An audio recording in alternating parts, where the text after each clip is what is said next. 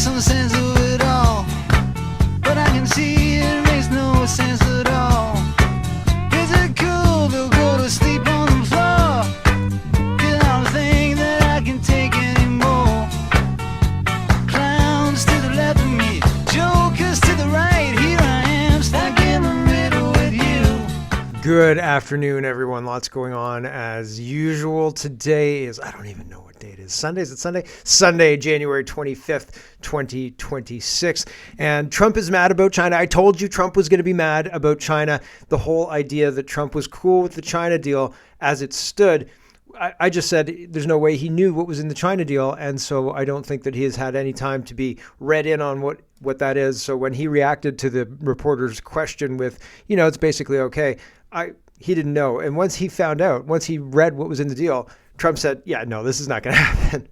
This was also, now that Trump said this is not happening, there is no China deal. Obviously, there never was a China deal. China deal? What are you talking? China deal? Nope, not ringing a bell. Sorry, it says Carney and LeBlanc and everybody else. There was no China deal after all. And so we were silly to think there was a deal in the first place. That would be wrong. And obviously, Mark Carney wouldn't do something like that. So the whole China deal didn't happen. It was a fever dream in January. Sorry about your luck.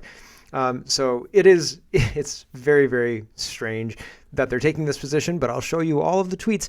I could not see it. The gun buyback and seizure is falling apart already. It's going to fail. It's not going to happen because fundamentally the provinces aren't going to cooperate with the federal government, and the federal government has no apparatus with which to collect these weapons other than maybe the RCMP, but it's not going to work out. I don't think it's going to work out. So it's going to be very interesting. We'll see with all of that. A lady was killed using MAID, and she apparently was saying to the MAID person hours before she was killed using MAID that she didn't want to do MAID and she wanted to go to a hospice and live, and they killed her anyway. And this is a case that's being reviewed, so we're going to talk about that later.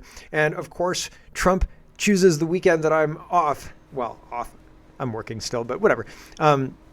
Not doing my show to come up with the Discombobulator. Are you kidding me? And to come out and crush the China deal. I knew that was coming. I knew it was coming, but here we are, and I missed a couple of days, so it's time to play catch up. I know I couldn't do my kitchen table talk or anything like that, but I like doing my show, so I'm going to do my show today. So there's lots to get to. Let's get to it. First, we got to talk about Trump. Now, and the only reason I'm really starting with Trump is because of the name of the show today is Set Discombobulators to Discombobulate, because I like saying that word.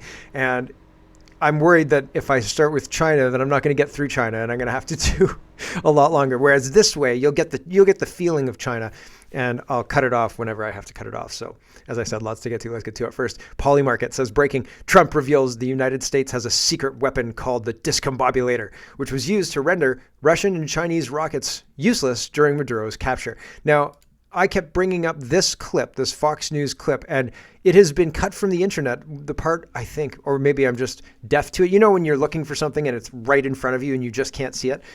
Maybe I'm listening for something and I just can't hear it, but I have no idea. Fundamentally, this clip doesn't talk about a discombobulator. I wanted to have Trump saying discombobulator, but it doesn't exist. But apparently he did say that on a video clip, and he said, I'm not allowed to talk about it. And so that part of the clip is gone. Red Panda says, President Trump says the advanced tech weapon used in the Maduro raid is a discombobulator. But he doesn't actually say that on this clip, or I didn't hear it. So sorry about that. This is a lady, and this is Susan Kokinda, and she does a show, and I'm sure she's much more popular than my show. But her show is talking about what Trump's doing, what he's actually doing. And I think they do a really good job at focusing in on that. And so this is a minute long, and I find it interesting enough to share. So here we go.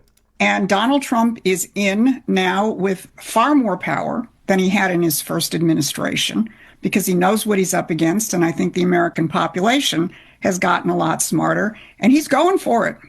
He is breaking this rules-based order. This is a complete rupture.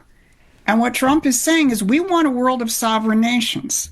We don't want a world in which we have to submit to your financial rules, your green agenda, your decision of who's the enemy in the world, and we have to go fight them. we're going to have a world of sovereign nations. And we may not align, in terms of all policies with another nation, but we can work with them on the basis of what's best for us and what's best for that nation. And that is a complete rupture from the rules-based order. By the way, just before I got on, I saw that President Trump rescinded his invitation to Prime Minister Carney to join the Board of Peace. So Trump understood what Carney was saying. Carney understood what Carney was saying. And this is fallout from Carney's speech at the WEF. And then Trump came into Davos and said, here's what I did. And here's what worked great for our economy. We're the hottest country in the world. Nothing hotter, right? And fundamentally, he's right.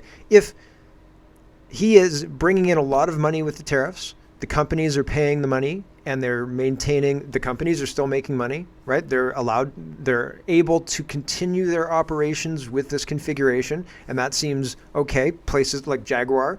I mean, the problem with Jaguar is that it's too woke, but there are fundamental other things in play. The tariffs aren't breaking these companies. They're not failing.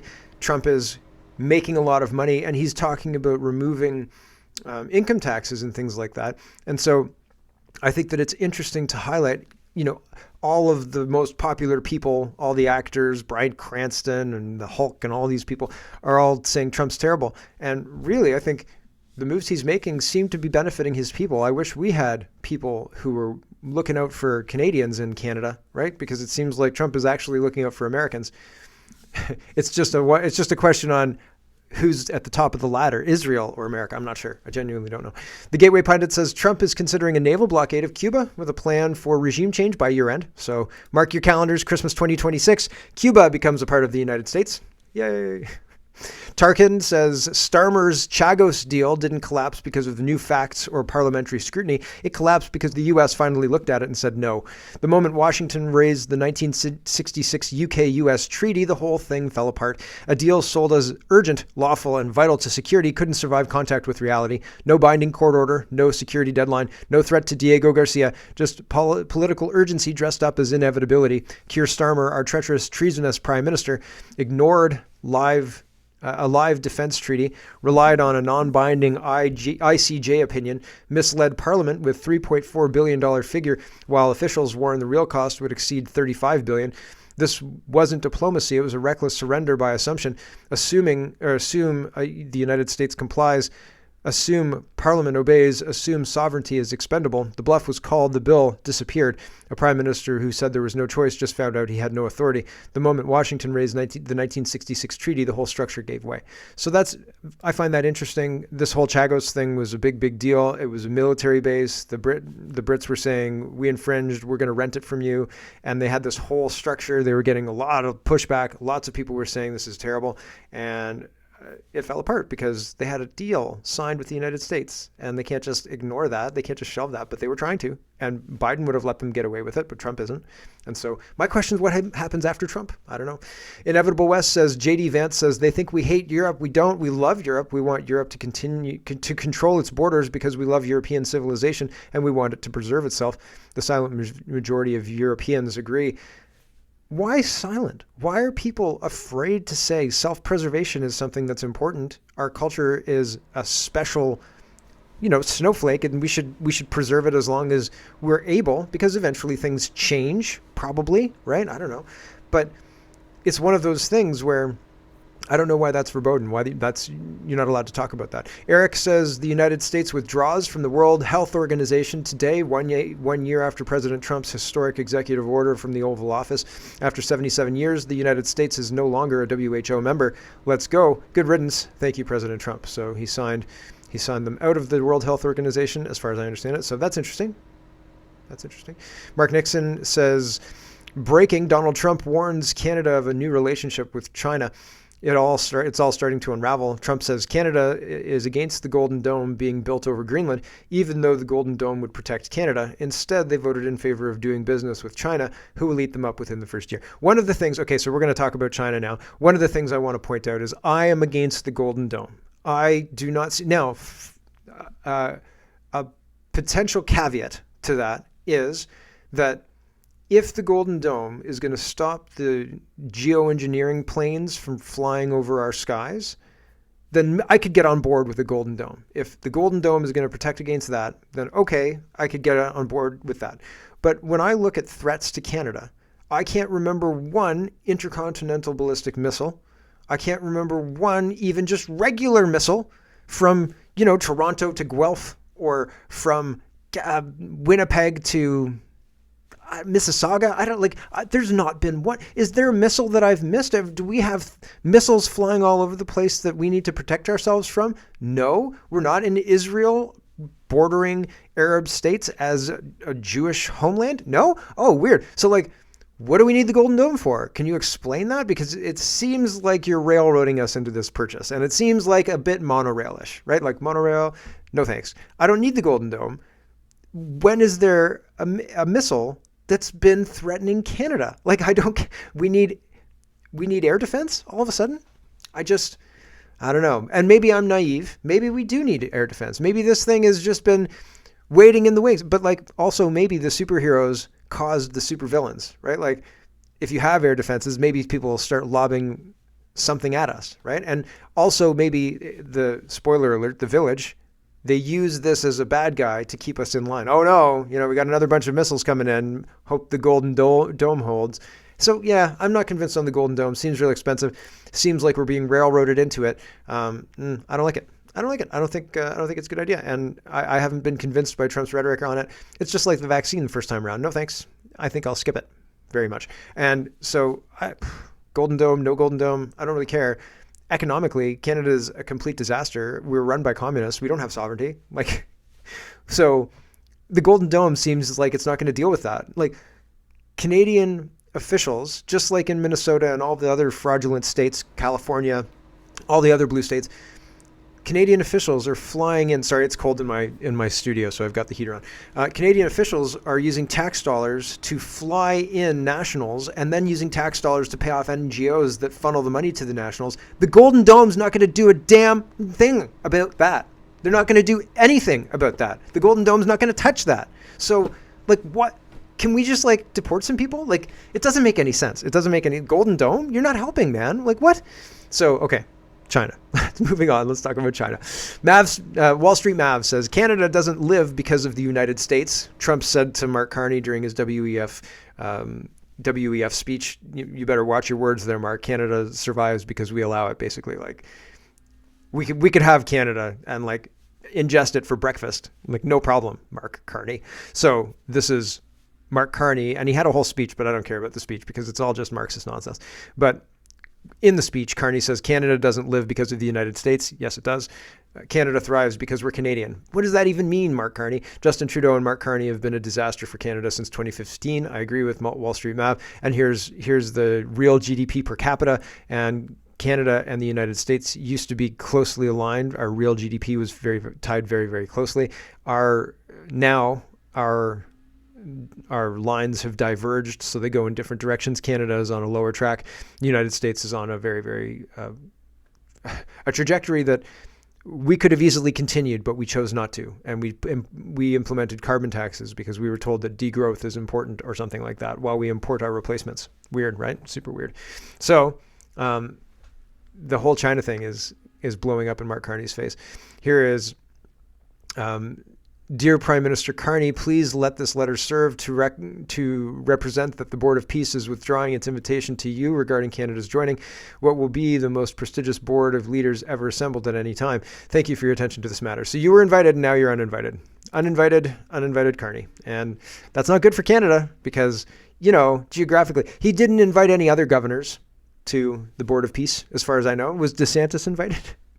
Table Salt says, breaking 2026 U.S. National Defense Strategy released late on Friday night specifically mentions Canada and seems to suggest that if Canada doesn't do its part for national defense, that they could subject actions, or Canada could be, subject to actions up to the Maduro treatment. Read it for yourself. So here it is. It says, defending the U.S. homeland And it's highlighted at the end here, but I think I'll read all of it because it's important. We will secure America's borders and maritime approaches, and we will defend our nation's skies through the Golden Dome for America and a renewed focus on countering unmanned aerial threats. We will maintain a robust and modern nuclear deterrent capable of addressing the strategic threats to our country, raise and sustain formidable cyber defenses, and hunt and neutralize Islamic terrorists who have the ability and intent to strike our homeland. At the same time, we will actively and fearlessly defend America's interests throughout the Western Hemisphere. We will guarantee U.S. military and commercial access to key terrain, especially the Panama Canal, Gulf of America, and Greenland. We will provide President Trump with credible military options to use against narco-terrorists, whatever they may be. We will engage in good faith with our neighbors, from Canada to our partners in Central and South America, but we will ensure that they respect and do their part to defend our shared interests. And where they do not, we will stand ready to take focused, decisive action that concretely advances U.S. interests. This is the Trump corollary to the Monroe Doctrine, and America's military stands ready to enforce it with speed, power, and precision, as the world saw in Operation Absolute Resolve. So, holy smoke. That's just one aspect. So you saw what happened to Maduro, right, Mark? Right? So that's a little weird, right? And I mean, like, not that weird, but like, hey, you better not F around because you might just find out, buddy. Table Salt says, breaking, after updating the U.S. national defense strategy late last night to specifically mention Canada that is subject to decisive action, Trump is now loading up a trade salvo against Canada. I told all of you this would happen. Yeah, I've been saying this for a while. Carney wants this to happen. Apparently, people think that Carney wants this to happen because he's going to use this as a fulcrum to base his reelection or to base a reelection campaign on. And so, plausible, but I also think the guy who sold Canada out to China, instead of making a deal that he basically got elected promising that he'd make, doesn't get a majority if he calls a snap election now. You don't do that. You don't break all those promises, lie all the time, and then go into a snap election and, oh, bingo, bango, bongo, you've got a majority. It just doesn't work like that. I mean, in our rigged election system, they could probably magic that up. And I'm not saying it's outside of the possible because our elections are rigged. But in a real situation where real people have to react to things and politicians have to prove something to their constituents, that doesn't happen. And so anybody who's making that argument is being fed that line, in my opinion. And I don't think it's viable. I think it would be risky. It would be risky to do it. I don't think they get away with it. But here I am. They got 4 years of Biden, so I could be wrong. Donald Trump says if Governor Carney thinks that he's going to make Canada a drop-off port for China to send goods and products into the United States, he is sorely mistaken. China will eat Canada alive, completely devour it, including the destruction of their businesses, their social fabric, and general way of life. If Canada makes a deal with China, it will immediately be hit with 100% tariffs against all Canadian goods and products coming into the United States. Thank you for your attention to this matter. 100%. Done. You're done. Shut it down. The White House says the last thing the world needs is to have, actually, they're just sharing Trump's post on Truth Social, and they're reposting it on Twitter or X. And they say the last thing the world needs is to have China take over Canada. It is not going to happen or even come close to happening. Thank you for your attention to this matter, President Trump. So China, get your hands off Canada. They're mine, says Trump. So did you see what I did to Greenland? How about Maduro? Did you see that? Dominic LeBlanc says, statement by the Honorable Dominic LeBlanc, President of the King's Privy Council, blah, blah, blah, blah, blah, blah, blah. As the Prime Minister stated this week, Canada and the United States have established a remarkable partnership in the areas of the economy and security, and we will continue to ensure that the future of this relationship benefits workers and businesses on both sides of the border. There is no pursuit of a free trade agreement with China. What has been achieved is a resolution on several important tariff issues. The new government of Canada is strengthening the Canadian economy through a plan that consolidates our national strength and bolsters our trade partnerships around the world. And here is Mark Nixon. He says, Dominic LeBlanc claims Canada did not enter a free trade agreement with China. What is this statement from the Prime Minister's office then? So, central to this, quote, new partnership is an agreement to collaborate in energy, clean technology, and climate competitiveness. Canada and China are both energy superpowers focused on expanding two-way energy cooperation, reducing emissions, and scaling up investment in batteries, solar, wind, and energy storage. Batteries are not energy storage. While in Beijing, the Prime Minister met business leaders in energy and clean technology to identify and accelerate Chinese investment opportunities in Canada. This is not a trade agreement. This is just two countries out for a drink, very casual, right? I don't know why you're upset, Donald. And so it seems what's going on with this, and it's not just these collaborations and energy superpoweredness. Everybody's eating from the same wings thing.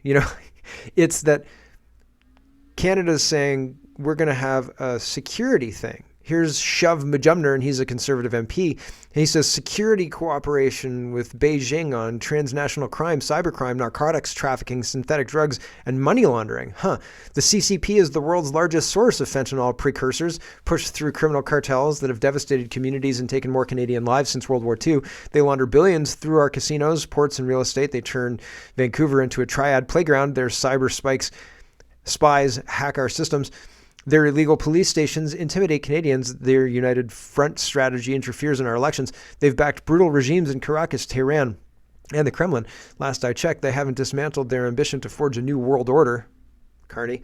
You don't fight crime by partnering with those that fuel it. You haven't even established the foreign agent registry. None of this is cooperation. It's capitulation to China. And so this is Carney talking about the security agreement. I think it's him talking about the security agreement. But I wanted to highlight fundamentally the security cooperation with Beijing. This is out of step with NATO. This is out of step with G7, United Nations, all of these things. We're making independent security deals with China now? And Trump's going to be fine with this? Okay, give your head a shake, for crying out loud. I don't really want to listen to Carney, so we're going to keep moving. Here is No Limit. Round 2 of the tariff war begins. Trump just threatened to cut Canada off from the world's biggest market. A 100% tariff isn't a negotiation tactic. It's an execution order for the economy. Here's the reason behind it and what's likely coming next week. Okay, I also have to say goodbye to the stream in a minute, so we'll do this one and then I've got to say goodbye to the stream. But there's lots more show, and I was right about the China thing. The fraud stuff is wild. The grab bag of governance is pretty good as well. Anyway, we'll carry on. It's an execution order for the economy. Here's the reason behind it, what's likely coming next week. Trump thinks Canada is being used as a middleman. He's betting that China is going to ship parts to Ontario, slap a Made in Canada sticker on them, and sneak them into the United States duty-free. The 100% tariff is his way of slamming the door before they even get to the porch.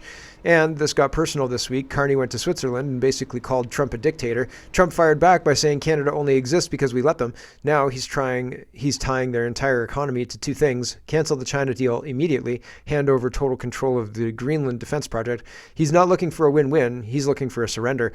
Canada has no backup plan. 75% of what they make comes from the United States.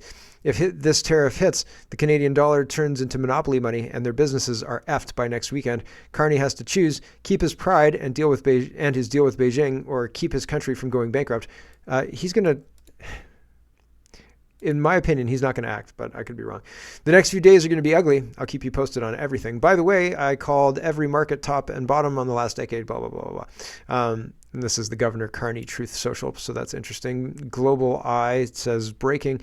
President Trump says the United States will impose a 100% tariff on all Canadian goods if Canada makes a deal with China. So those cars coming in? Not anymore. And here is... Oh, good morning. This is Ivano, and I think he's the Italian-Canadian. No, this guy is one of the union bosses for the automakers, as far as I understand it. And he's explaining that this is a very, very bad plan, this China deal. Very bad idea. Hello, good morning. My name is Brian Kingston. I'm the president and CEO of the Canadian Vehicle Manufacturers Association. There you go. Sorry, I got it wrong, but he told you who he was.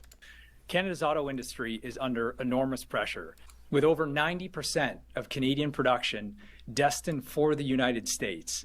There is no industry without U.S. access and North American integration. Diversification is not an option for automotive, as markets in Europe and Asia are better served by assembly plants in those regions. Canada's market alone is too small to justify large-scale manufacturing. The future of Canada's auto industry and the hundreds of thousands of jobs that it supports depends on securing our trade relationship with the United States.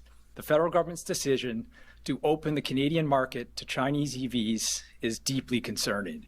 The Canada-China strategic partnership has the potential to undermine Canada's auto sector and presents risk to the future of our integrated North American automotive supply chain. As the Premier has outlined, it is critical that the federal government rectifies this situation by taking immediate action